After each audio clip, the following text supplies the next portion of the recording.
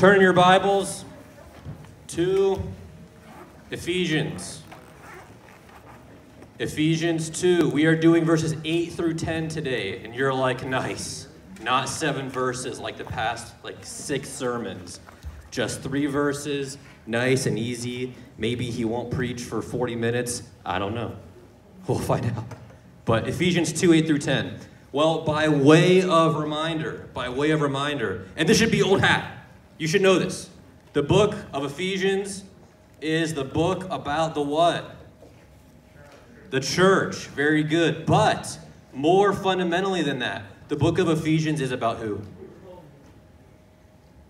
Is about who? God. Well, no one said it. Okay. Off to a slow start. The book of Ephesians is about God. And as we come to this section, specifically as we came to chapter 2, we were focusing in on one word. It begins with a P. God's what? God's power. Very nice. God's power. And we saw last time how Paul is explaining and describing God's power. And he does so in a very strange way. And what we saw in chapter 2, verses 1 through 3, is that God's power is demonstrated first in the fact that here's you.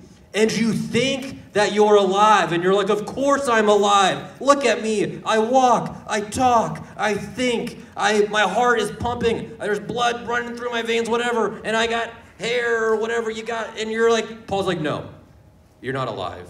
You are actually dead. You are actually dead. You are dead spiritually, which is why you then die physically. And in Ephesians 2, verses 1 through 3, Paul is so clear that the picture, that the scene of humanity is as bad as you could ever imagine. It is as bad as you could ever imagine. And in doing so, he goes through example after example after example of how humanity is fallen. How humanity is fallen, and how even down to our mind, down to our actions, down to our flesh, even our desires, every single part of us has been affected by the fall. Every single part of us declares that we are, in fact, sinners. And this is no small thing, because the wages of sin is death, and it is eternal destruction. And Paul says this is the picture of humanity, that we are sinners, and that in turn we are actually bound to who? Begins with an S. We're playing that game all over again.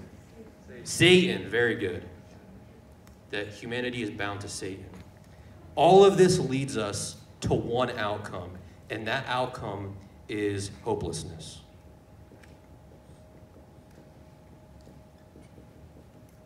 And part of me was like, man, maybe I'll just do a sermon on these 3 verses. But I was like, no, that'd be the saddest sermon ever. And that's why we had to do so many verses that one day, because we didn't end there. We went to verses 4 through 7. And in chapter 2, verses 4 through 7, Paul kind of turns his corner.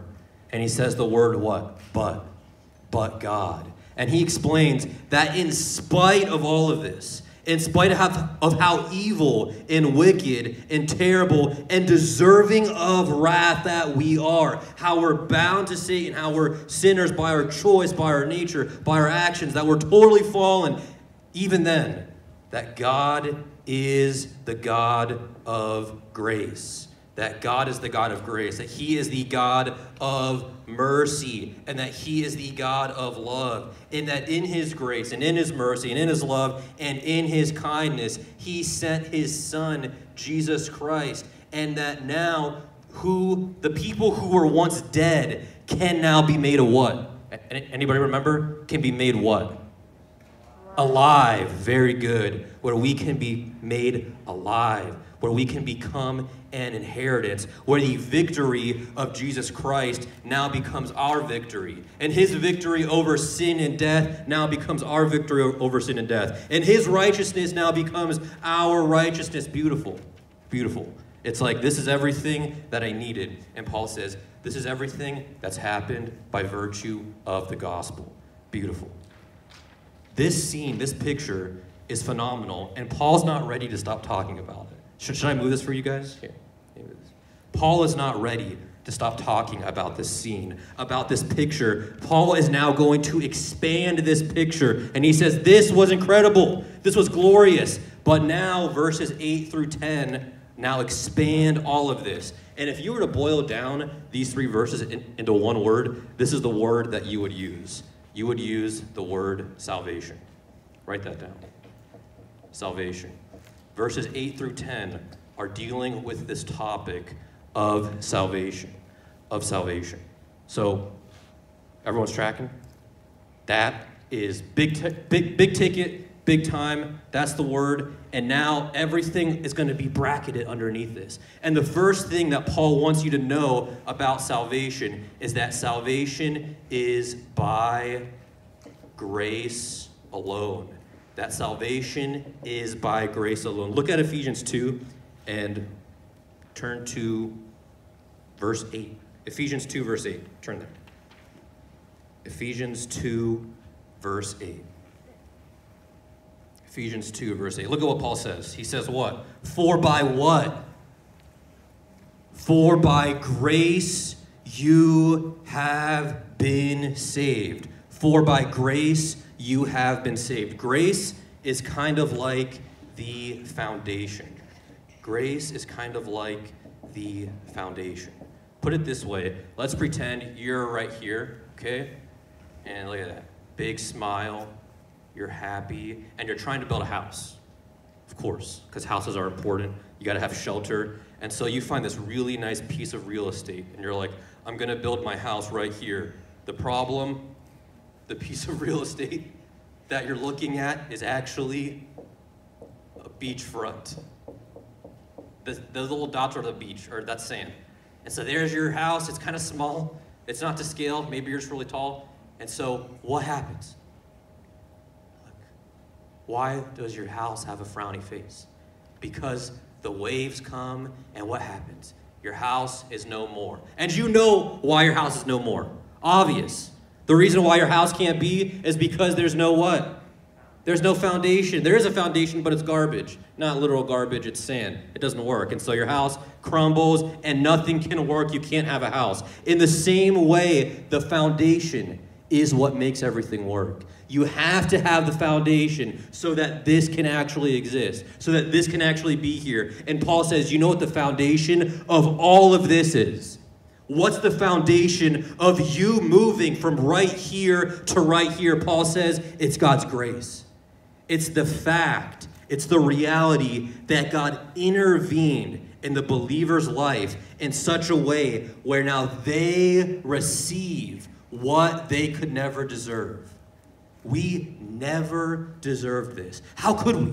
How could the church ever deserve any of these things? I mean, go back and read verses 1 through 3, how evil and wicked and sinful and bound to Satan and bound for hell. We could never deserve any of this. And Paul says, this happened, though, because of God. That's the power of God's grace. That all of this is enabled. All of this is able to happen. If the question is, how could this ever happen? How could I ever move from here to here? Paul says, God's grace. And in that you see God's power. Not only is salvation by grace alone, but salvation is also through, I almost spelled through wrong, through faith alone.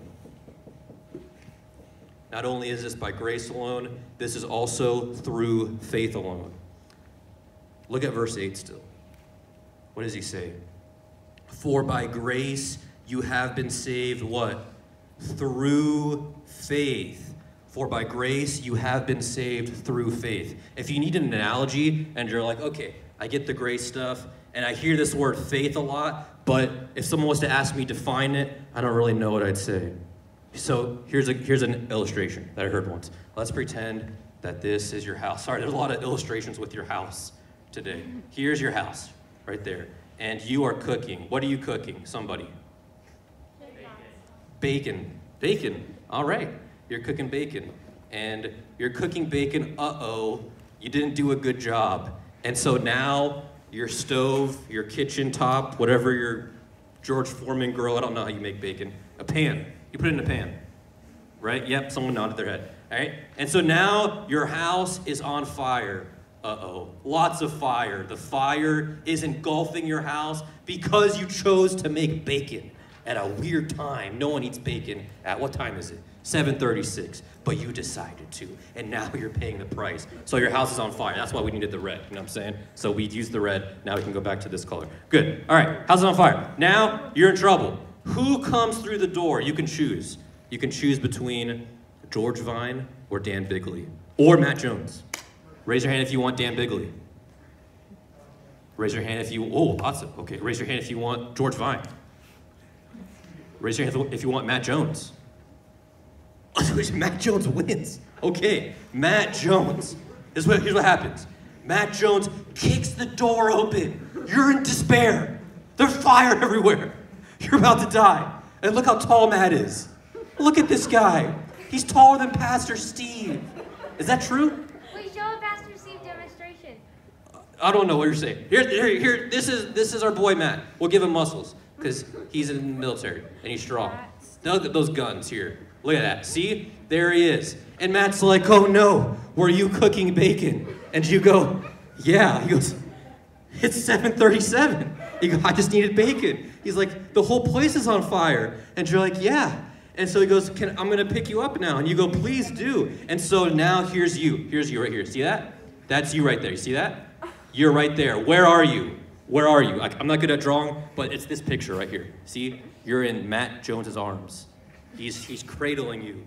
You're protected in Matt Jones' arms. He's huge. Look at this guy. He's taller than the whole building. All right, he has military training. He cradles you in those strong arms. And guess what happens now? He goes through the door, and guess where you are? You're right here, nice and safe and happy, and you're safe. Why did he say any of that? This is the action of faith. If the question is, what is faith? Faith is like when you're cradled in somebody's arms, being rescued, okay? That is the nature of faith. This is a big thing. You don't do anything. You don't do anything. Matt Jones is the one who does something. He's the one who's strong. He's the one who lifts you up. He's the one who carries you. He's the one who delivers you from the fire. The attention is not on the one who is being carried. Look, let's say that you get out of there, all right? And an interviewer puts a mic in your face. And he goes, hey, how'd you get out of there? Would you ever say, well, I did a great job resting in Matt Jones' arms. A lot of people are good at getting cradled, and I'm the best. No. You would never say that. That's ridiculous. Why? Because the attention is on who? It's on the hero. It's on the one who accomplished that. He's the one who did everything. And when you see that phrase in your Bible, look at verse 8. For by grace you have been saved, what? Through faith. That's how it happened. It points the attention back to Christ. He's the hero. He's the one who lifted the believer, who lifted the sinner out and put them in their arms, put them in his arms. He's the one who carried that person, delivered them from eternal punishment. That's his power. That's his power. That's his power alone. And that is to his glory. He's the one who accomplished it. Faith is this: when you're resting in the arms of Matt Jones, okay, and you simply go, I trust that Matt can pull me out of this. That's it. You are a non-factor. You do nothing. You contribute nothing to the equation. It's all him. And when the Bible is talking about faith, it's all about who? It's all about Christ. He's the one who carries you. He's the one who does all of this. Here's where the analogy breaks down. Here's where the analogy breaks down. So now forget everything I just said about Matt Jones, okay? Here's where the analogy breaks down. Now you've trusted, and now you're standing right here. and you're standing at the foot of the cross. You're standing at Christ, and now you go, Christ, you're the one who rescued me. You're the one who delivered me. You're the one who saved me. You're the one who did all of the work. I was in total doom. I was in complete despair. I was all of this in chapter 2, verses 1 through 3. All of this, it was as bad as it could get, and now my life belongs to who? You. Faith goes one step further, and that now positionally, it is an act of surrender. And that's why we say that faith is also an act of surrender, because now you surrender your life to the one who accomplished that work on your behalf. That's the nature of faith, where you bend the knee and you say, it's no longer me. It's no longer what I want. It's no longer my desires. It's no longer my hopes and my dreams and my ambitions. Now my entire life is now focused. It's set. It's fixed. It's consumed by one person, the God-man, Jesus Christ, the hero. Paul says, make no mistake. Salvation happens by grace alone and also happens through faith alone. Well, not only that, not only by grace alone, not only through faith alone, but point 3, it happens from God alone. From God alone. Check out verse 8 again. Look at verse 8 again. For you have been saved through faith, and this is not your own doing. You almost don't even need to explain this. There's every once in a while you hit a verse and you're like, man, this is so straightforward. Like you can't really get this wrong. All right, not of yourselves. If it wasn't clear enough from the illustration of faith alone, Paul says you really did nothing. There was no contributive effort. You brought nothing to the table. This all came about from God alone. From God alone. And this is not your own doing. And then to make that even clearer, he goes, it is the what of God. It is the what? What does it say? It is the gift of God. It is the gift of God. Okay, think about gifts for a second. Let's pretend Christmas hits, okay? Or maybe go back to last Christmas.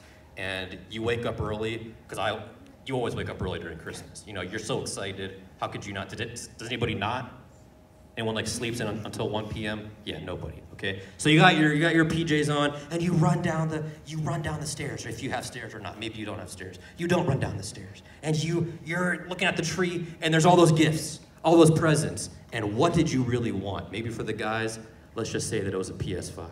Okay, and you really obviously, you see, honors God. All right, obviously you want a PS5, and you've done your research on PS5s, so you know the exact dimensions of the PS5 box. You know the length, you know the width, you know the height, you know all that stuff. And under the tree, guess what length and width and height this box is? The exact same length and width and height as a PS5 box. And so you go, my parents just got me what? PS5. A PS5. He's got it, all right? So you're excited. And your parents are excited. Everyone's excited. You're happy because you're about to get this gift. And so you're about to open it, and your parents say, whoa, how much does a PS5 cost? $500. Okay, your parents go, you can have this gift, but you have to give me $500. Has that ever happened to anybody? No, because you all have great parents. I know your parents. They would never do that. Why would that be upsetting? Why would that be frustrating? Why would that be confusing or unfair? Because this is a what? It's Christmas. This is Christmas. It's a gift. And this is a gift. Good job, Ryan. This is a gift. And gifts are supposed to be what? Free. You see that? This gift is free. Why would I pay money? It's not a wage. This isn't a job. This isn't earned. I didn't deserve this. It's just given to me. It is free. And it's free from who? From God alone. You do not work for this. You do not, and you cannot, and you never will be able to work for salvation. Why? Because who already did all the work? Christ did all the work. He did everything. He was the one who suffered. He was the one who bled. He was the one who died and was tortured, who rose again from the grave. He does all the work. Of course, salvation is a gift. And it's a gift on the basis of Christ's work, of Christ's work. And if you're like, are you sure? Yeah. Look at verse 9. Look at verse 9. Not as a result of works, so that no one may boast. Can't get much clearer. That we do nothing. By the way, every false religion, let me just take a second to get super practical. You guys are bombarded with so much stuff. Way more than whenever I was in junior high or high school. I mean, TikTok exists, all right? The bane of my existence. Instagram, terrible. I mean, so much stuff, there's so much trash going on and there's so much garbage out there, and you're just bombarded with all of these things. And even internet sites, even like Reddit or something, where it's not net neutral. I mean, if you're a believer, good luck on Reddit. People are blasting you guys nonstop. And whenever I think about false religions, every false religion does one of three things, at least one of three things, at least one of three things. They either pervert the deity, the work, or the necessity of Jesus Christ. For instance, if you were to talk to a Mormon, all right, and you ask them, how do you get to heaven? What would they say? You got to be a really what? Really good person. That perverts the what? The work of Jesus Christ. Because now, what? It's no longer, salvation is no longer through faith alone, but it's through what? Through works. False religion. If you were to talk to a Jehovah's Witness, and you ask them, hey, how are you saved? They tell you, you have to work really what? Work really hard. What did you just change? Ephesians 2, verse 9. If you were to talk to a Buddhist, well, they say you have to work what?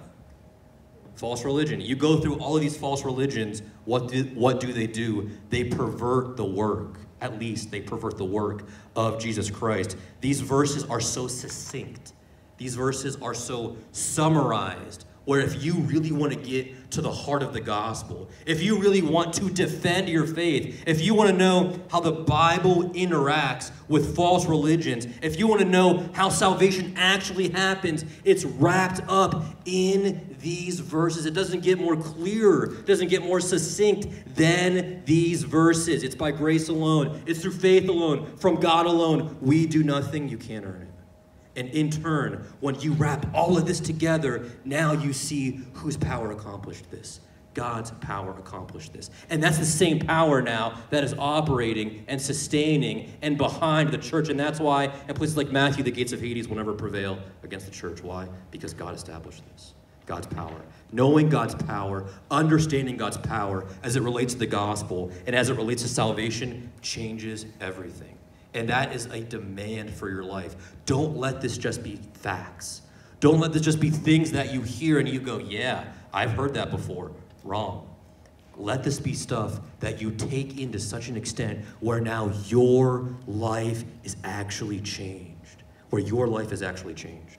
Not only is this by grace, not only is this through faith, not only is this from God, but it is also the fourth and final thing. It is for God alone. For God alone. And this brings us to our last verse, verse 10. Look at verse 10.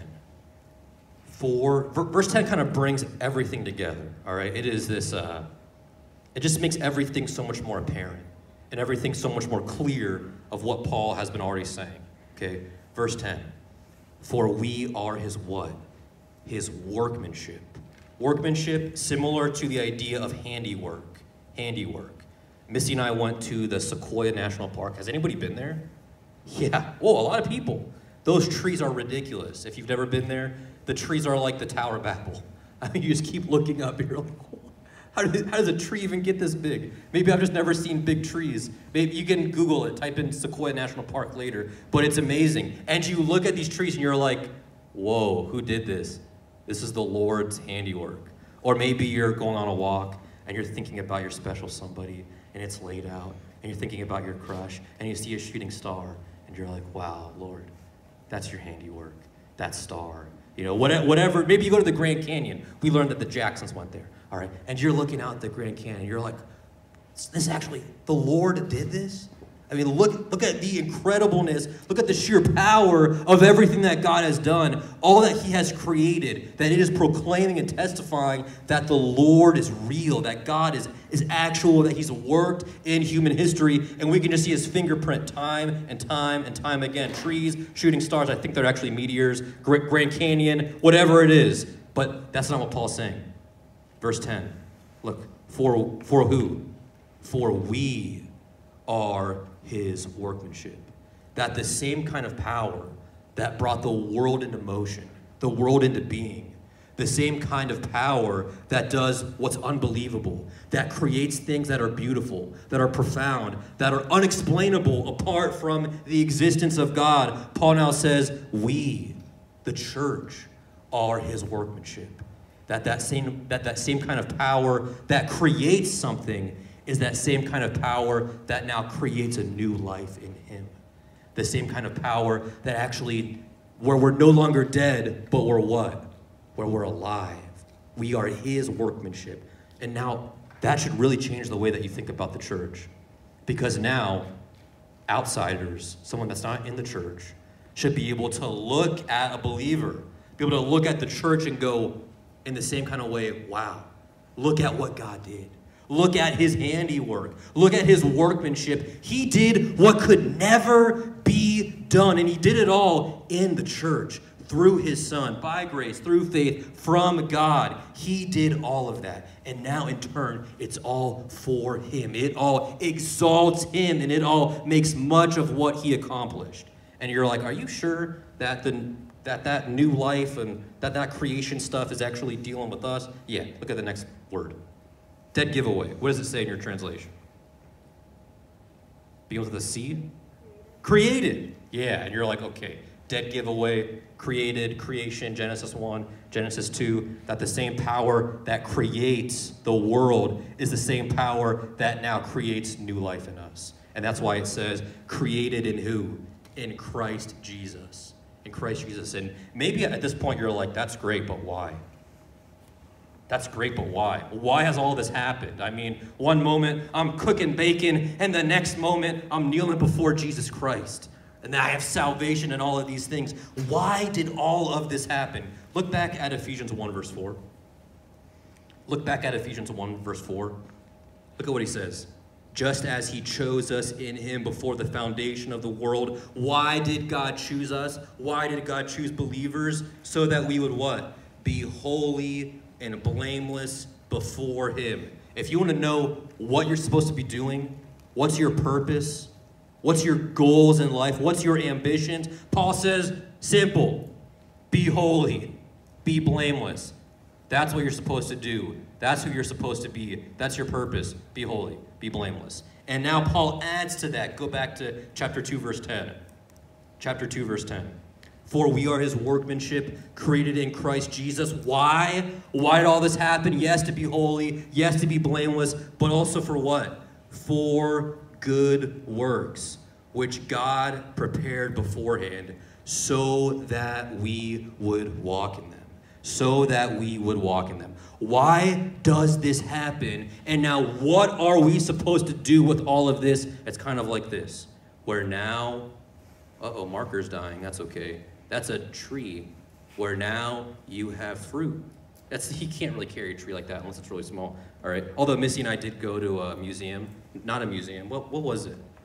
They had these like little tiny bonsai trees, and we were walking, and they're like super tiny. You know what I'm saying? They're like this big, and I'm like, oh, I think those things can have fruit on them. And then, sorry, this will be embarrassing for Missy, but Missy was like, no, those things can't have fruit on them. They're too little. And then we walked like 30 feet, and there was a little bonsai tree with fruit on it. And I was like, told you so.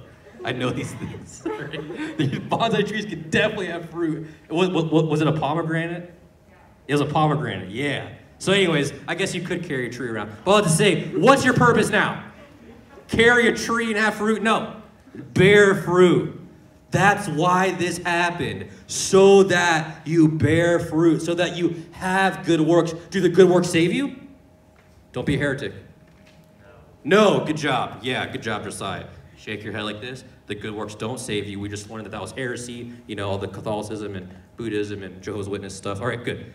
But when you do this, when you have good works, when good works flow from your salvation, when your salvation produces good works, when it produces good deeds, it exemplifies, it magnifies all the more that the work that Jesus Christ accomplished by grace through faith from God for God, that it all now points to he did this. This is real. This actually happened, and it can be verified. It can be proved. It can be demonstrated that, hey, I have good deeds. I'm carrying my metaphorical little tiny bonsai tree. And do you see that? What's on the tree? A pomegranate or an apple, whatever, okay, you got it. Does that make sense? So in turn now, when this happens right here, now the world sees that this, in fact, is great, that this is grand, that this is magnificent, and that God accomplished all of this. I want to just focus in on one more word in the last 2 or 3 minutes. Do you guys see that word at the very end, or almost at the very end of verse 10? Which God prepared beforehand so that we would what? What does it say? Walk in them? Why use that word? Someone just yell it out. Why say walk? Look earlier in chapter 2. Why say walk? Maybe walk occurs somewhere else. What?